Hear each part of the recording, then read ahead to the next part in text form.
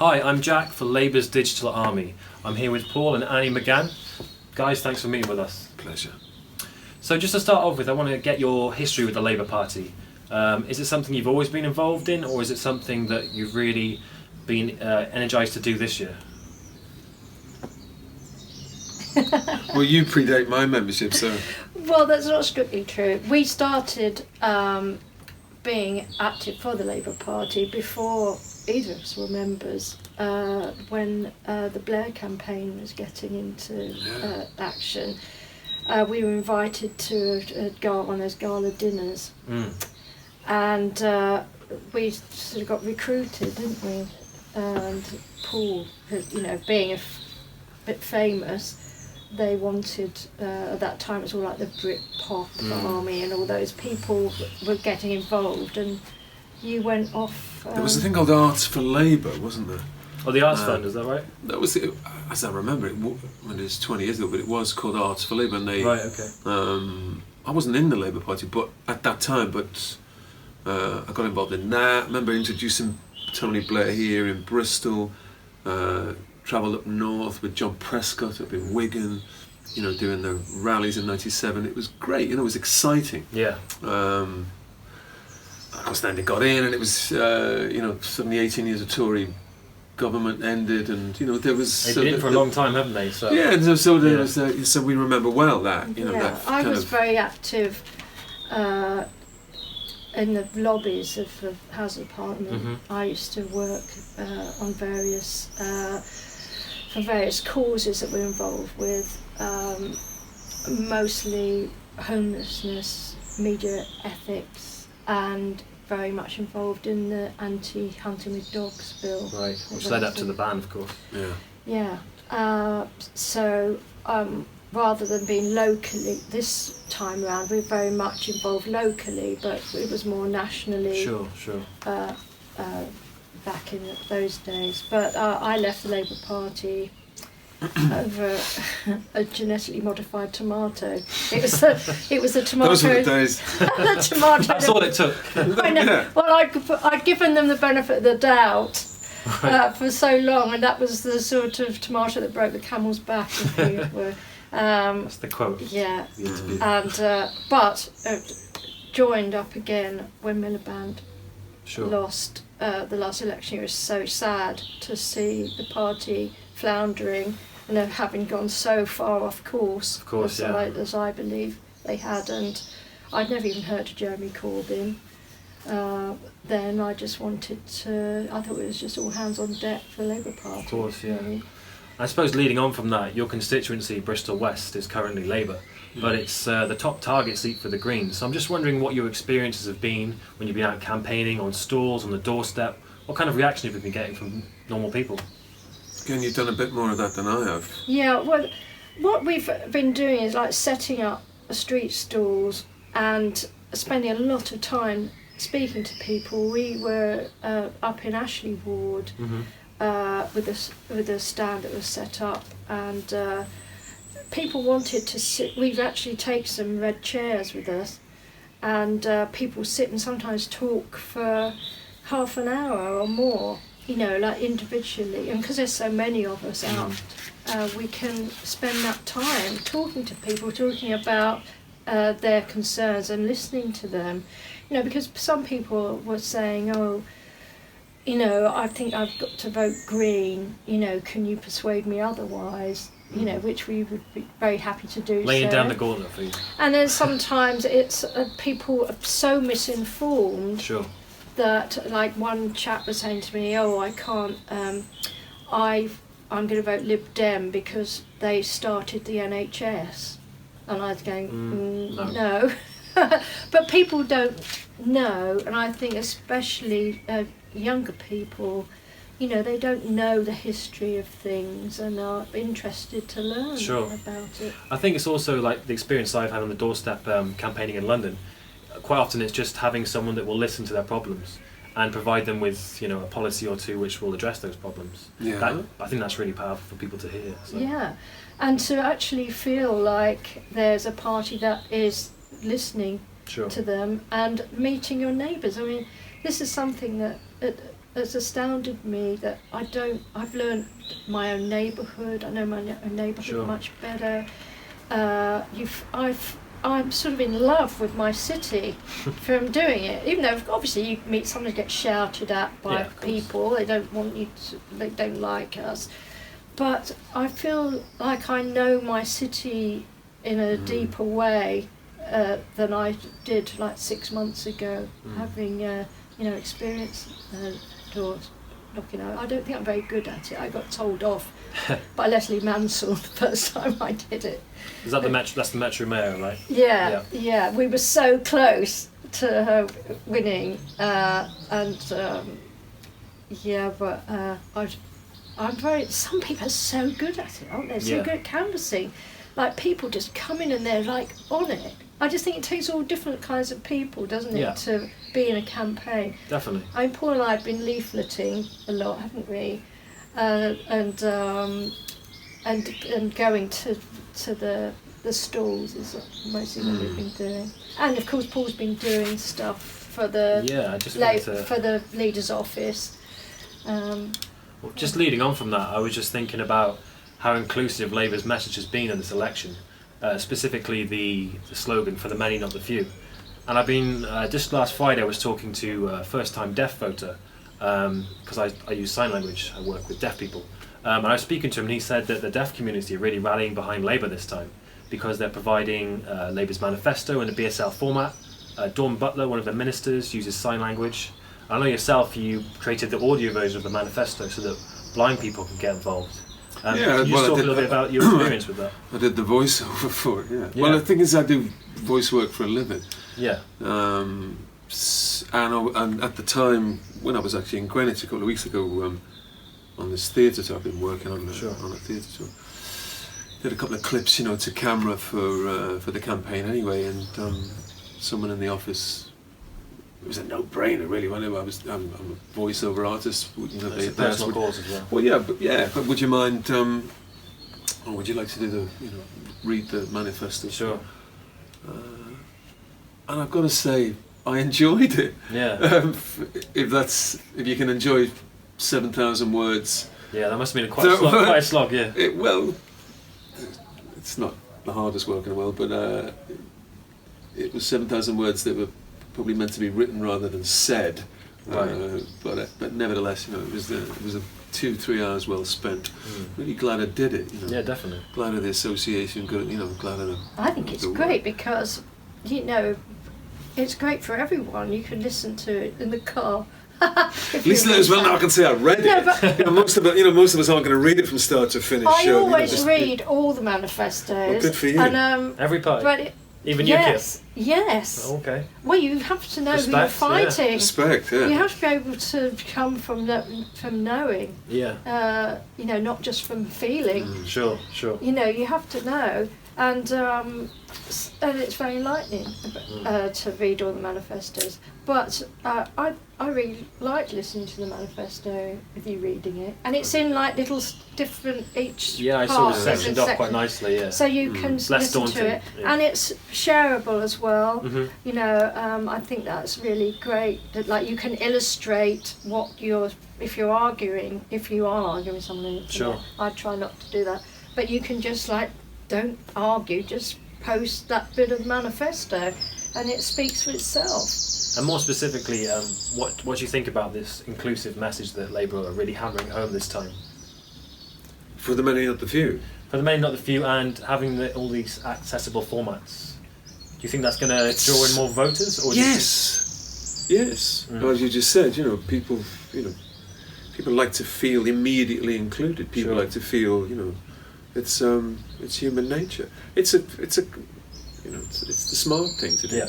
But I think again, even in a wider sense, it reflects I just happen to believe that the manifesto itself had that quality. Mm-hmm. It seemed, and I think we've seen as well in the last week or so since its release, since it's been published, the people have gone for it. It's proved popular. Yeah.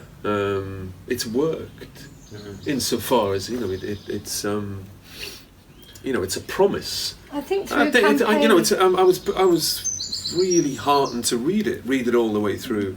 But through campaigning, which we do every day anyway, about various things against the bedroom tax or whatever it may be, we already have the links and the contacts to be able to spread these specific things. There's no point doing it. I mean, it has been recorded, stuff has been recorded for people that might be sight impaired before, but it hasn't been advertised that well. No. So how are they going to know that they could do it? And it might be a bit dull anyway if they did listen to it. So, you know, what we can do now is, because we're campaigning all the time, not just for election times, it all comes into play, all those connections, all those contacts. And that's its great strength. The people you know. that we meet, you know, out at protests or at different meetings, you know, we all communicate together. We're already linked up on Facebook. Yeah. This is why the social idea media, that's the big of the digital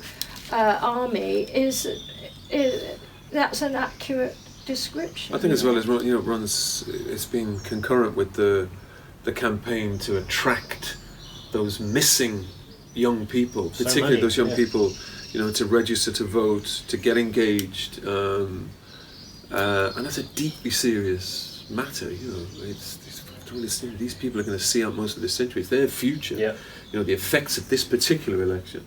Definitely. You know, and Brexit and everything else that follows. It's, you know, they're going to feel it more than we are. You know, and I think again, you know, that the manifesto is, I think, it's attractive to those people. It offers hope. That's the main thing for me. It does offer hope. Yeah. You know, for those of us a bit more longer in the tooth, you know, perhaps some of it, you know, harks back to things we've heard before. Even our parents' generation has supported before. That's good as well. But you know, chiefly, it's something that missing constituency, that largely missing constituency of, you know, of 18 to 25-year-olds can actually see and be inspired by and get behind. That's really, really important. It is inspiring, isn't it? And it's saying that we don't have to have austerity. It's an option, you know. It can be mitigated. It can be, you know, there's another way.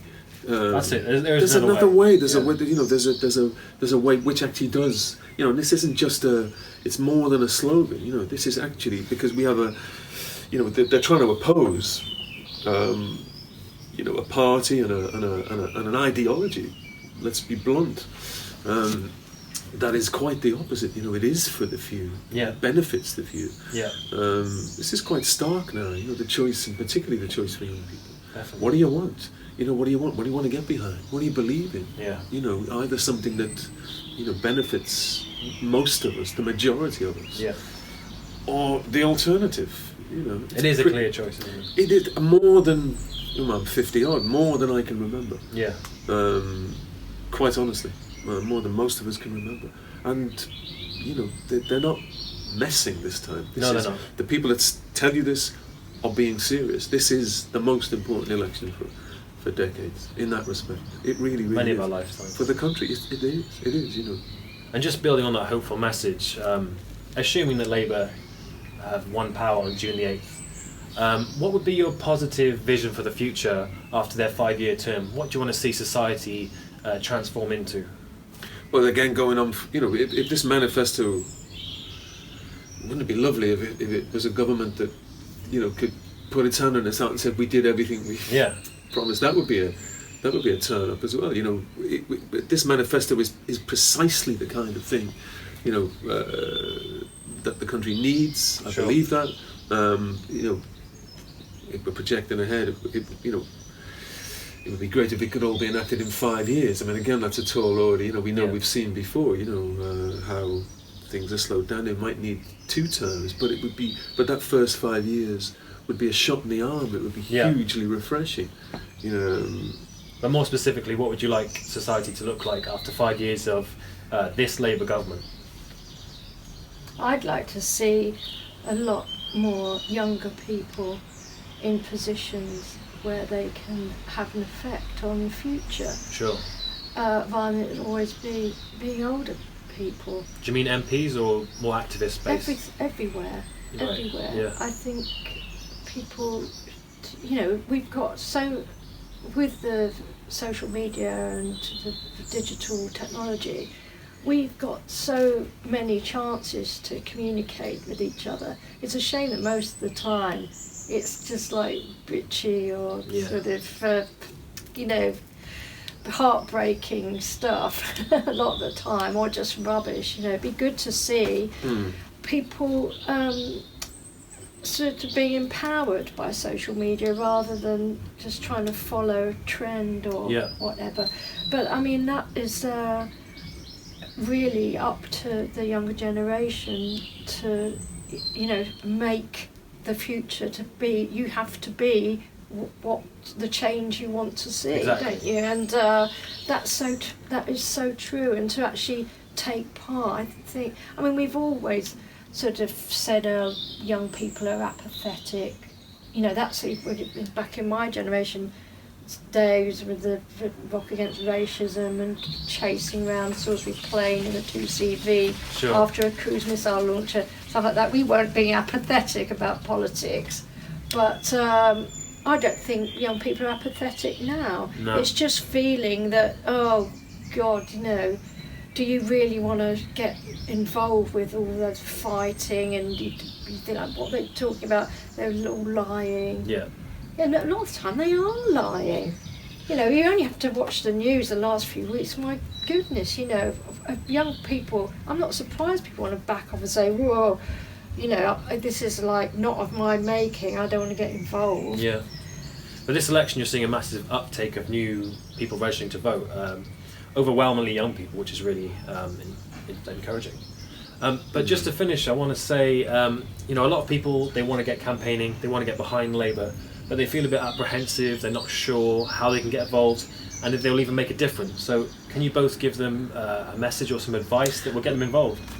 Since, in the year and a half since I've been in the Labour Party, I've been amazed at people like that, people who for the first time joined and almost immediately became councillors. Yeah. They took, you know, official positions. Not only did they come, and they all said the same thing. I didn't think it was for me. I thought I might be embarrassed. They got over their embarrassment. Yeah. They got over whatever misgivings that they might have had, because of course it's awkward and strange, and you know, you've not been in politics before. I'm talking about young people here. Yeah. You know, particularly when we're at conference, you know, day in day out we were meeting people that go, I can't quite believe it. 6 months ago I said I wasn't even in politics, and now I'm up for the council. I'm up for, you know, I'm a candidate for this. If they can do it, and they are doing it, anyone can do it.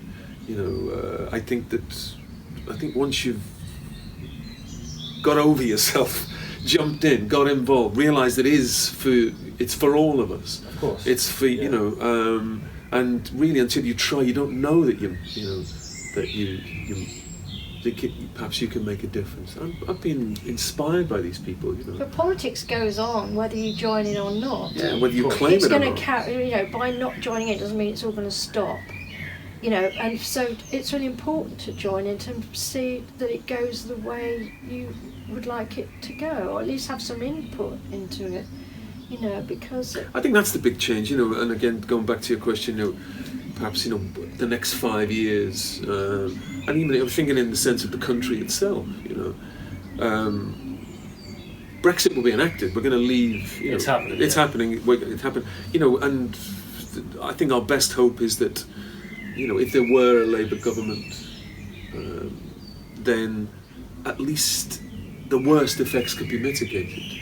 That the country would not turn into this thing that some of us fear at the moment, into this mean little thing, you know. Tax havens. But even just the atmosphere would be so run down, and the bitterness, you know, that might ensue, you know, against the worst effects of Brexit. You know, that the next 5 years, in fact, we could surprise ourselves, even our European neighbours. They might look at Britain and go, well, you know what? Look at that! What a turnaround! Yeah. You know, new engagement. You know, again, we keep saying, particularly among young people, you know, a resurgence of, you know, of at least some socialistic belief in, you know, in politics for the many. Definitely. You know, and the country, and the image of the country, and the feeling in the country, and the morale around the country could change for the better. I believe that. But this is the way to go. This is the only way to go, because the course that the present regime is plotting looks doomed.